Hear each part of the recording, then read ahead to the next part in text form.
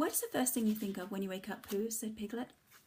I say to myself, what am I going to eat for breakfast? Said Pooh. What do you say, Piglet? I say to myself, what is the most exciting thing that's going to happen today? Pooh thought to himself and he thought, it's the same thing. So when you think of breakfast, are you excited as Pooh? And do you get to eat a really good breakfast every morning? Or do you rush out the door with a granola bar in your hand, or sometimes even nothing? The reason I'm thinking about this is because my daughter is a habitual breakfast skipper, and she has spent many a day telling me that she's tired, that she's fallen asleep in classes, and that she just can't concentrate or focus on what is being told. So I did some studies, and I realized that not only can breakfast help her with her studies and feeling energized and not having these headaches, but it can also help offset diabetes, heart disease, and obesity. So if you ever feel tired or sluggish mid-afternoon or during the day, here are some things that I found might help. The first thing when we talk about skipping breakfast is a lot of people skip it for weight control. They think that the less calories they have during the day, they skip breakfast, they'll have less calories and therefore they'll lose weight. Well, the evidence shows that it is actually the opposite of that. And those that skip breakfast tend to put on weight more than those who don't skip breakfast. Those who skip breakfast often tend to be so hungry that they later make bad choices in the food that they do eat and overeat in the evening. The Obesity Journal studied 93 obese women over 12 weeks, and they were given a calorie diet of 1,400 calories. During this time, it showed that those who ate the biggest meal at breakfast lost 2.5 times more weight than those who ate their biggest meal at dinner time. And not only did they lose weight, but they also lost belly fat, and their hunger levels went down, and also their fasting sugar levels, which is obviously important for those with diabetes. Dr. Leedy of the Department of Nutrition and Exercise in the University of Missouri said, on average, breakfast skippers snack more often, eat more sugary, high-fat snacks, drink more soda, are more likely to overeat at night, and are more often overweight and obese than those who eat breakfast. When you skip breakfast, your cortisol level rises. I'm going to talk about cortisol level just so you know what it is. But eating breakfast lowers your cortisol level in your blood, and you need to do that. Cortisol is a stress hormone that is also the same hormone that is produced when we have the fight or flight symptoms in our body. So it highes our blood pressure, our heart starts pounding, and we start to get all the adrenaline in us. And so that adrenaline helps to high your blood pressure, which is a precursor for heart disease.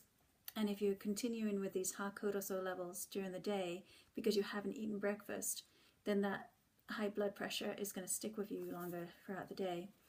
John Livy, a professor of the University of Texas, is an advocate for nutrient timing. Nutrient timing is the importance of not only when you eat, but what you eat. And so he says breakfast can raise our energy levels. It restores our blood glucose to a normal level after an overnight fast. And Dr. Levy believes that our cortisol level peaks at 7 o'clock. And so 7 o'clock being the time that we eat breakfast, he feels that that's the best time to put the food in our bodies and reduce the cortisol levels, increase the glucose levels so that our body starts to feel normal again. Cortisol also helps with the breakdown of muscle and fat, and when we have higher levels of cortisol for longer periods of time, we tend to store fat, and it is in the area of the organs, and so that is the unhealthiest way and place to store fat, which leads to heart disease and also diabetes. The evidence that breakfast and the timing of eating breakfast is so strong that the American Heart Association has issued a statement about the planning and timing of meals and snacks is healthier and could reduce heart disease. There was a study of 530 children between the ages of 9 to 15, and it studied those that ate breakfast and those who did not eat breakfast. Those that did eat breakfast, one of which was high in fiber, had a lower cholesterol than those who did not.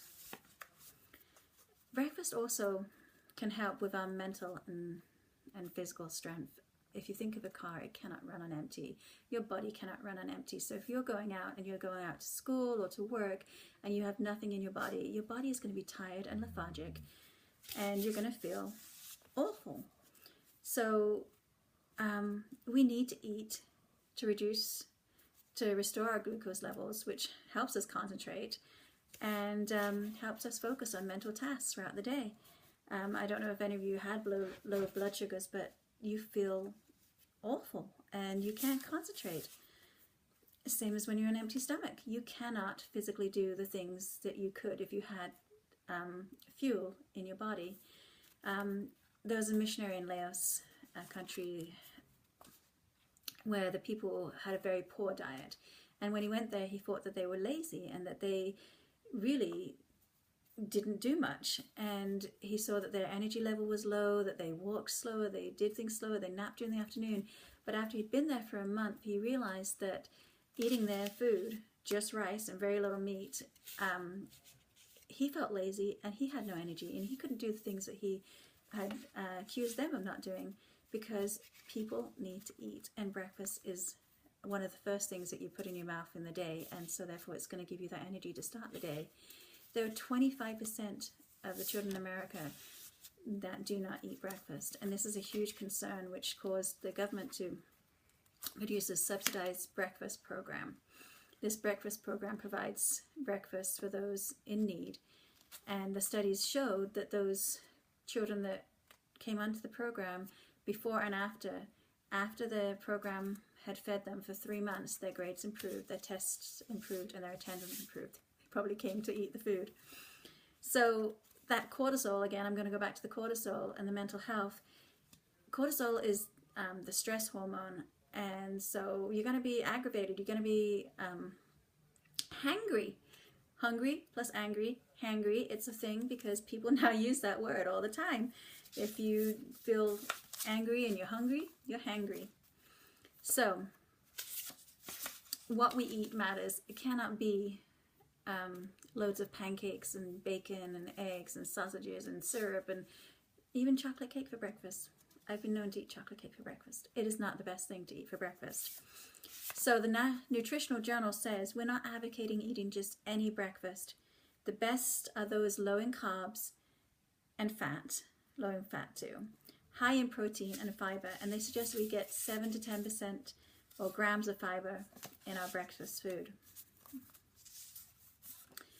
So, in conclusion, I know that breakfast is not a cure-all, but evidence does show that it can help in our weight control. It can help reduce the risk of type 2 diabetes and heart disease. It helps our mental health and concentration and memory, and helps our academics improve.